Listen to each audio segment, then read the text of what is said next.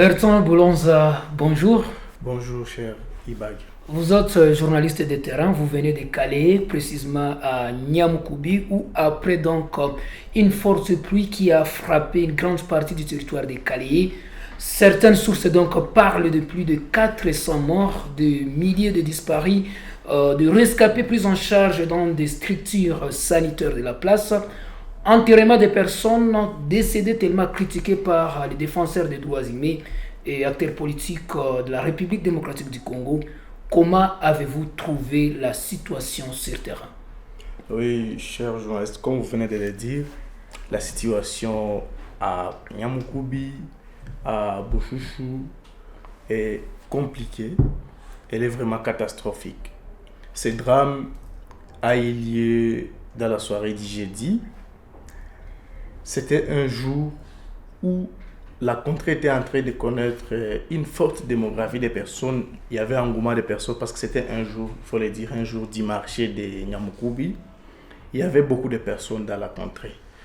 Et sur place, les eaux de pluie ont emporté des personnes, des biens, des maisons et ces eaux ont causé beaucoup de dégâts dans la zone.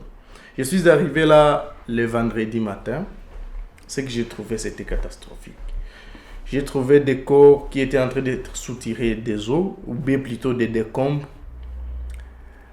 Des corps exposés le long de journée jusqu'au samedi. J'ai trouvé des personnes prises en charge dans des structures, des structures sanitaires de la place, dans des conditions qui sont vraiment déplorables. J'ai trouvé les samedis soirs des personnes enterrées. Je dis bien enterrées, dans des fosses communes, dans des conditions très déplorables. Vous avez vous-même vu comment des personnalités, des défenseurs des droits humains et même des politiques cette fois, qui ont pu dénoncer cette situation parce que sur place, on parle aujourd'hui des 400 morts, plus de 400 morts, parce que ce sont là les personnes qu'on a trouvées des corps et qui ont été enterrés. Mais les disparus, les témoignages que nous avons obtenus sur place font état de plus de 5000 disparus. Oui, parlons un peu de la manière dont on a enterré, parlons un peu de l'enterrement. Vous étiez là, vous étiez sur place. Quand l'autorité provinciale était arrivée, il avait promis que ça va se passer d'une manière, je dirais, digne, si je peux l'appeler ainsi. Comment avez-vous trouvé l'enterrement s'est passé? Ce n'est pas vous qui parlez de la manière d'une façon digne. C'est lui-même, le gouverneur de la province, qui a promis, sur place à Niamoukoumi et à Bouchouchou, que les corps des personnes qui sont en train d'être repêchées seront enterrés dignement, avec honneur. Il était là vendredi, il a passé une bonne partie de cette journée à Niamoukoumi et à Bouchouchou. Et je vais vous surprendre parce que les mêmes jours qu'il a promis qu'il y aura enterrement digne, les mêmes jours, il y a eu enterrement dans des fosses communes. Parce que l'enterrement commence vendredi. Alors que l'enterrement a commencé le vendredi à Niamoukoumi, il y avait une septantaine de corps qui ont été repêchés des eaux, qui ont passé la journée exposés là au niveau du bureau administratif du village de Niamoukoumi et qui ont été enterrés dans une fosse commune aussi parce qu'il y a un privé, un notable immobilier qui avait cédé sa concession de plus d'un hectare où ces corps ont été enterrés. Mais cette fois-ci là-bas, il y avait quand même des corps qui ont été remis à des familles pour être enterrés. Alors, les corps de Bouchouchou, c'est là où il y a eu vraiment beaucoup de mensonges, il y a eu des manipulations.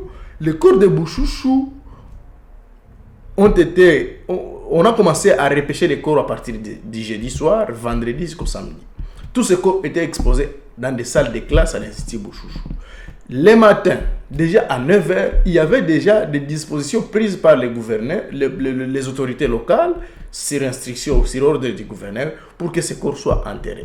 Notamment, quelles sont ces dispositions? Il y avait déjà un poclet de l'office de route qui était déjà sur place, où aussi, là-bas aussi, un privé avait donné sa concession pour l'enterrement de ces corps. Ce poclet était en train de creuser un trou qu'on est en train d'appeler aujourd'hui fosse commune parce qu'il y a déjà des corps qui ont été enterrés là-bas. c'est pour creuser des trous là-bas, déjà à 9h. C'est-à-dire, déjà à 9h, les autorités avaient déjà pris des dispositions pour enterrer les corps des personnes dans des fosses communes. Parce qu'on a menti que c'est le soir, quand on a trouvé que les corps étaient déjà en décomposition, qu'on a commencé à enterrer. Non. On a déjà au matin, il y avait déjà des dispositions. C'était déjà prévu qu'on enterre dans ces c'était préparé depuis tôt le matin. Oui, c'était déjà, on pouvait dire les soirs à la veille alors. C'était déjà prévu qu'on enterre ces corps comme ça. Et voilà, pourtant, le gouverneur avait promis qu'on va les enterrer dans des conditions dignes. C'est-à-dire, les matins, les samedis matins, on commence déjà à préparer le terrain où on va enterrer ces personnes. La journée, l'administrateur du territoire accompagné de quelques chefs locaux, il arrive sur place à l'Institut Bouchouchou, parce que nous étions déjà là avec certains confrères journalistes des chaînes étrangères et des chaînes locales, de Goma. Il n'y avait que moi comme journaliste de Bukavu. Il y avait des médias de Bukavu qui étaient passés à la veille, mais à cette heure-là de l'enterrement, j'étais là et nous avons vu l'administrateur. Nous avons fait une interview donc avec vous, comme journaliste, avez-vous l'accès Non, on n'est pas arrivé là. Je vous dis qu'avant, 30 minutes avant cet enterrement, nous avons pu interviewer l'administrateur du territoire qui a répété les mêmes mots du gouverneur. Nous sommes ici pour nous rassurer qu'il y aura un enterrement digne de nos corps. Enterrement digne par là, ils ont commencé par préparer les corps. L'équipe de secouristes de la Croix-Rouge était là. Il y avait aussi une équipe de la division provinciale de la santé qui était là pour emballer les corps. Ce qui est là, au moins, il faut dire cette réalité. Ils ont pu préparer dignement les corps parce que les corps ont été lavés, désinfectés, parce que les corps ne contenaient que des boues. On a juste lavé les corps pour sortir la boue, mais les corps n'étaient pas décomposés comme on a pu mentir. Les corps étaient encore en bon état parce qu'il y avait des corps qu'on était en train de sortir le matin. On a préparé les corps, on les a mis dans des sacs mortuaires et dans des blanquettes. Et puis, ils ont commencé à charger les corps dans un camion qui était déjà là sur place pour les amener là-bas. Les choses se compliquent quand nous, les journalistes, nous réclamons, nous demandons l'autorisation à l'administrateur du territoire pour qu'on nous amène aussi sur les lieux de l'enterrement pour voir comment les corps sont enterrés. Parce que c'était le dernier événement de la journée. Mais au finish, nous avons trouvé que c'était une façon polie pour lui de nous dire vous n'allez pas voir ce qui se passe. Maintenant, les habitants, eux, quand ils ont trouvé que l'administrateur des territoires a refusé qu'on ne puisse pas filmer, ils ont trouvé qu'il y avait quelque chose de suspect et qu'il fallait qu'on puisse savoir qu'est-ce qui se passe. Nous sommes allés avant qu'elle commence à enterrer, on a trouvé que c'était dans une fosse commune qu'on va enterrer des personnes. Et on a entassé déjà dans ces camions-là pour partir les jeter dans ces fosses communes. C'est parce qu'il y a eu deux fosses communes là-bas. Maintenant, il y avait des familles, quand les familles ont découvert que les corps de leurs proches devraient être enterrés dans ces conditions, des familles se sont interposées. Des familles se sont interposées pour demander que le corps de leurs membres leur soit remis pour un enterrement digne. Vous nous avez promis un enterrement digne. Maintenant, ça devient enterrement dans des fosses communes. Nous ne voulons pas. Il y a des familles qui sont venues. Des familles qui arrivent à l'Institut Bouchouchou. Ils voient des corps. Toi-même, tu arrives. Tu vois les corps que c'est le corps de ton cousin, c'est le corps de ta mère, c'est le corps de ta petite sœur. Tu réclames qu'on te donne ces corps parce que tu as la possibilité de l'enterrer dignement. Mais le gouvernement, les autorités ont refusé. Les autorités ont refusé de remettre des corps à leur famille parce qu'il y a eu beaucoup de morts, c'est le gouvernement qui doit s'en charger. Ok. Si vous allez vous en charger de cet enterrement, quel enterrement vous allez faire? C'est comme ça qu'ils ont utilisé la force parce qu'ils avaient, avec la police, les chefs et quelques leaders d'opinion, ils sont arrivés à convaincre la population et ils sont allés enterrer les personnes dans les conditions que vous avez. Et je pense que ce qui s'est passé là-bas, c'était catastrophique. Donc, qu'est-ce qu'elle voulait cacher? On a fini par comprendre qu'ils étaient en train de cacher cette réalité-là. Parce qu'il s'agissait d'un enterrement dans des fosses communes. Il ne s'agissait pas d'un enterrement digne. Parce que les gens ont même sollicité qu'on puisse, que comme la concession qui était aménagée était quand même vaste, qu'on puisse donner l'état aux habitants là-bas de creuser ne fût-ce qu'une tombe pour les 110 corps qui étaient là. C'était possible. C'était possible. Comment? Oui, c'était possible. Il y avait des villageois qui étaient mobilisés. Toi, tu vas manquer le temps de creuser une tombe d'1 mètre. Je ne fais qu'une tombe d'1 mètre pour enterrer ton père et tu as déjà vu son corps. Vous êtes 2 membres de votre famille. Mais au village, Vous avez des houes, vous avez des pioches, vous allez manquer comment creuser une tombe d'1 mètre pour enterrer votre Donc père. les jeunes étaient disponibles là. Les jeunes étaient mobilisés, ils ont manifesté, ils ont même barricadé des routes pour demander remettez-nous nos corps, nous allons les enterrer. Mais ils ont forcé. Ils sont allés enterrer, jeter ces corps. Parce qu'on ne peut pas parler d'un enterrement, ils sont allés jeter ces corps dans ces fosses communes. Et vous avez vu comment le monde entier s'est réveillé. Et aujourd'hui... Quelle était la réaction des notables sur place qui accompagnaient donc l'autorité? Il y avait des enfants de Calais, des notables de Calais qui sont aujourd'hui qui sont au pouvoir et qui malheureusement aussi ont été utilisés pour convaincre la population. Vous vous imaginez dans une situation pareille? Ils ont commencé à créer des échappatoires pour tenter de convaincre les gens et accepter qu'on puisse enterrer les gens comme ça. Mais ils l'ont fait contre les propres grés des habitants de cette mais quand même, c'était les familles des victimes étaient là. Les familles étaient là, je vous dis, dès le matin, nous sommes venus de Bukavu.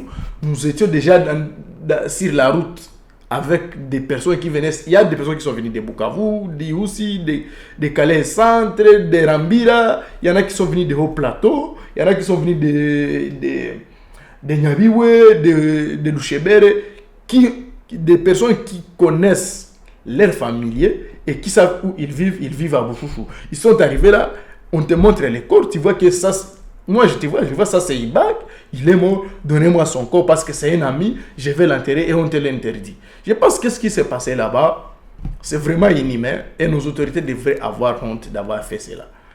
Voilà, parlons maintenant de la prise en charge donc des rescapés.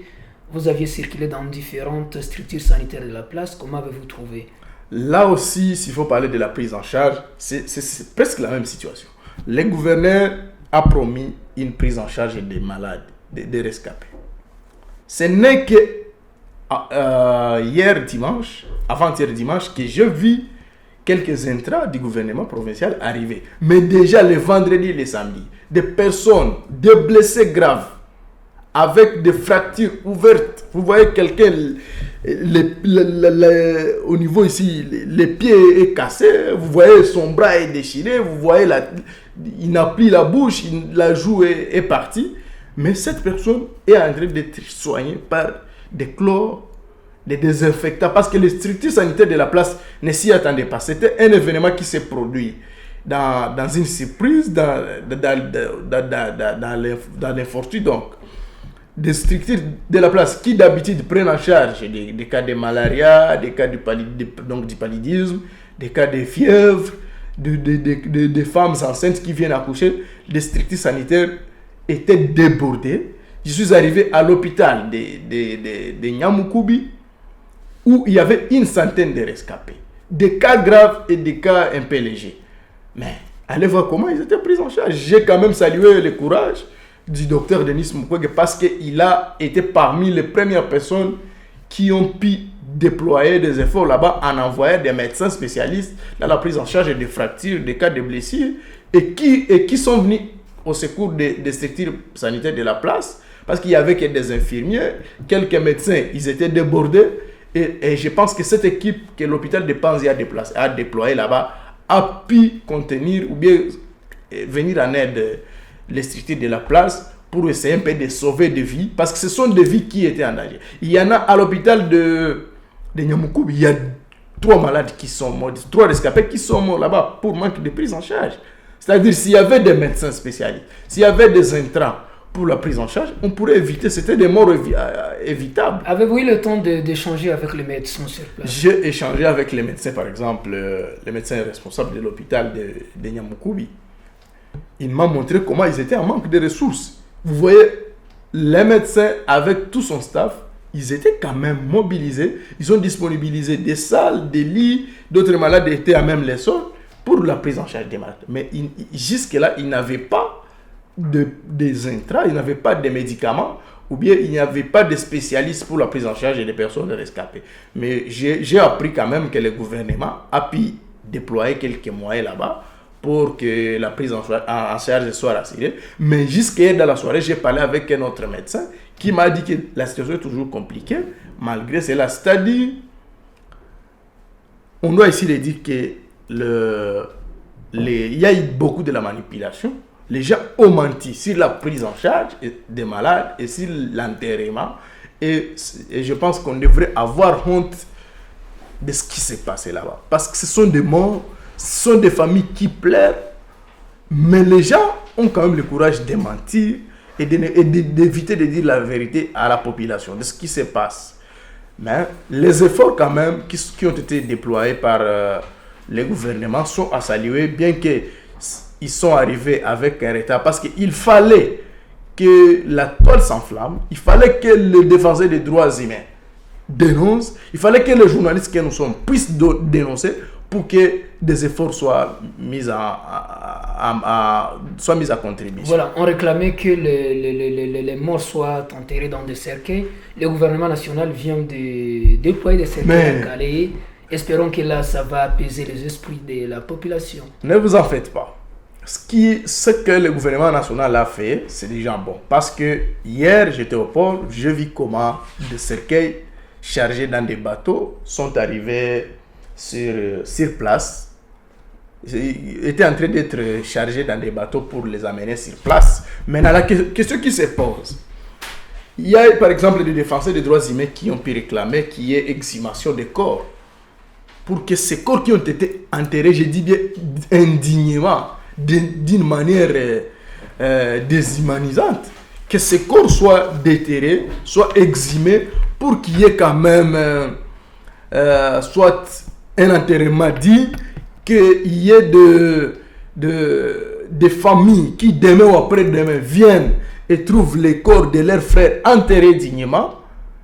Le docteur Mukwege, par exemple, il a proposé l'exhumation de ces corps. Est-ce que c'est possible? C'est possible. C'est possible. Ça se fait partout dans le monde.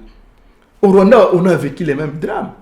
Mais qu'est-ce qu'ils ont fait? Ils ont enterré les corps dignement. C'est possible aujourd'hui d'exhumer ces corps, c'est-à-dire l'exhumation des corps, c'est-à-dire les déterrer, faire un site, pourquoi pas un site mémorial pour ces corps. On les déterre, on les met dans des cercueils, on les enterre dans des tombes bien identifiées, et ça deviendra peut-être un site mémorial pour ces victimes de ces drames. Personne n'a voulu, le gouvernement n'a pas voulu que ces drames arrivent. Nous autres, nous n'avons pas voulu que ces drames arrivent, mais c'est aujourd'hui possible, parce que ne vous en faites pas, les gens ont commencé à mentir que c'était impossible d'enterrer 200 personnes dans des tombes, de trouver des cercueils pour 200 personnes, mais hier, ils ont trouvé des cercueils.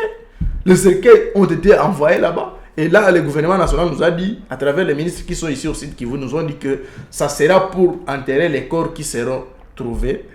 Et les corps qui sont en train d'être déterrés, plutôt soutirés des décombres. Mais dans l'entretemps, les corps qui ont été déjà enterrés dans les fosses communes, il faut rester là-bas. Mais non, c'est là, donc, on comprend que c'est quelque chose qui n'est pas dit. On a vécu les histoires de Kamwina Sapu. Donc, ce sont des choses que le gouvernement a des moyens. Le gouvernement ne manque pas de moyens pour faire en sorte que ces corps soient exhumés. On les met dans des cercueils, on les enterre dignement. C'est aussi l'honneur du pays. Parce qu'on continue toujours à ramasser des corps. Donc oui, des corps aux autorités cette fois-ci de ne pas enterrer les corps sans pour autant les identifier d'avance. Oui, on devrait procéder à l'identification des corps déjà retrouvés, savoir comment on va les enterrer, si leurs familles ne sont pas identifiables. Mais je vous dis déjà qu'il y a des familles qui sont bien identifiables, à Calais, à Bouchouchou et à Nyamukoubi. Des familles sont bien identifiées, parce qu'il y en a qui sont venus réclamer les corps de l'air, et on les a privés, ces corps. Pour aller les entendre. C'est-à-dire, on devrait aller dans cette logique. Il n'y a pas d'humiliation, il n'y a pas de honte en acceptant d'exhumer les corps de ces victimes pour que ces corps soient enterrés dignement et qu'il y ait un site mémorial pour ces personnes, et là où la nation, toute la nation, parce que c'est toute la nation qui pleure, là où toute la nation devra se référer et dire: nous avons nos frères, nos sœurs, nos enfants, nos pères, nos parents qui ont été enterrés ici, et nous devons peut-être dire: voici une cérémonie, nous allons nous incliner sur leur tombe Et toute la nation restera reconnaissante envers les autorités qui ont fait ces efforts. Mais ne pas les faire sous prétexte que ça serait une honte, c'est aussi une honte de plus. Donc, estimez-vous que l'unique solution actuellement, ce que le gouvernement peut faire, c'est d'exhumer ces corps et les identifier afin de permettre à tout un chacun de savoir là où son frère, son ami... Oui, ça s'est fait au Rwanda, on l'a vu. Où ils sont arrivés même à faire des prélèvements de l'ADN sur des corps de victimes pour que demain après-demain on les compare aux ADN des personnes encore vivantes ou bien aux familles, pour identifier leur famille. On saura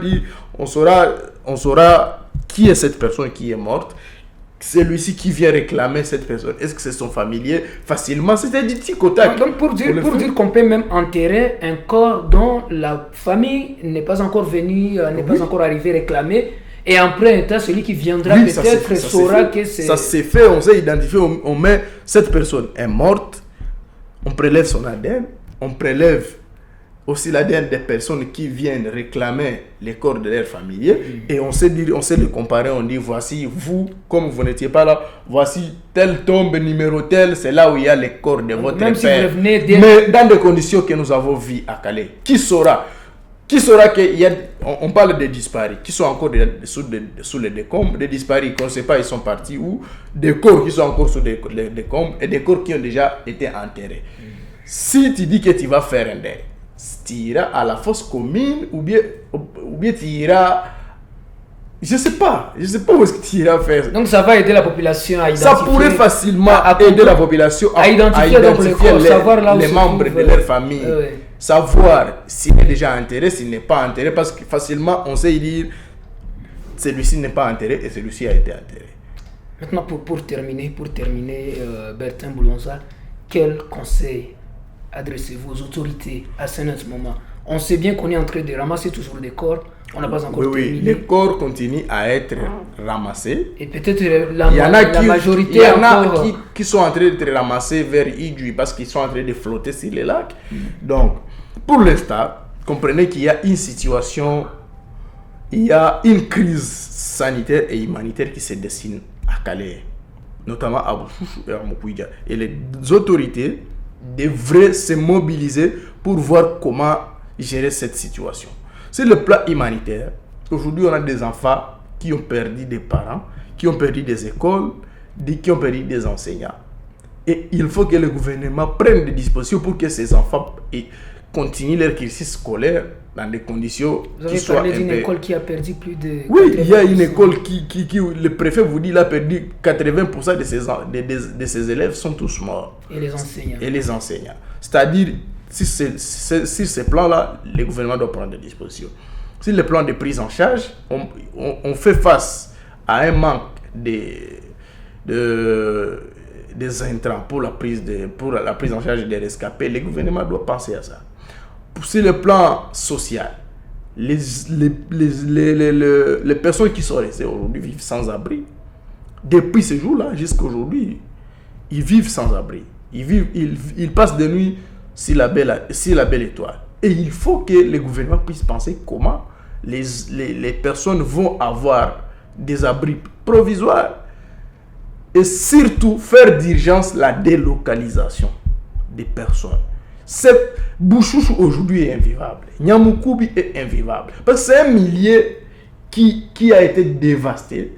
Et si la pluie continue, il y aura toujours des morts. Et cette cité doit être délocalisée vers une autre cité ou bien un autre endroit qui est encore vivable. Parce que cet endroit n'est plus vivable. Même les petites maisonnettes qui sont restées aux alentours, ce n'est plus vivable. Et aussi ouvrir la porte aux humanitaires. Oui, on doit faciliter les humanitaires pour qu'ils viennent en aide à cette population. Il y a aussi l'urgence de l'ouverture de la RND. Ces milliers-là sont des milliers à travers lesquels passe la route nationale. Aujourd'hui, la route est cassée. La route n'existe presque plus. On doit faire d'urgence l'ouverture de cette route pour faciliter aux humanitaires et à d'autres personnes d'arriver sur les lieux. Le seul moyen qui reste pour le transport là-bas, c'est la pirogue. Et donc, vous comprenez que le danger est imminent et notre gouvernement devrait penser d'une manière urgente comment venir en aide à cette population qui aujourd'hui vit en détresse. Voilà, c'est ainsi que nous terminons cette interview avec Berté Boulonza, qui est journaliste de terrain de la ville de Bukavu. Nous disons merci. Merci beaucoup, Ibak. Voilà, merci, à la prochaine.